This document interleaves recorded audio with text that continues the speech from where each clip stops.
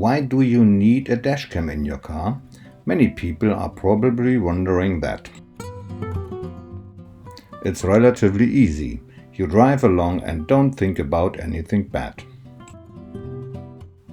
You are approaching a roundabout. You have the right of way.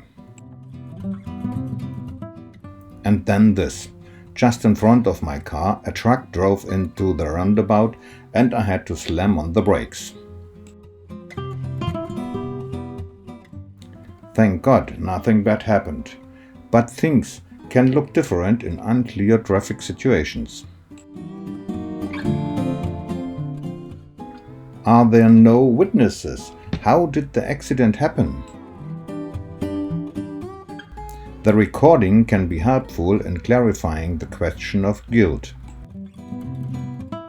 So a dashcam can make sense. That's it for today. Bye until next time.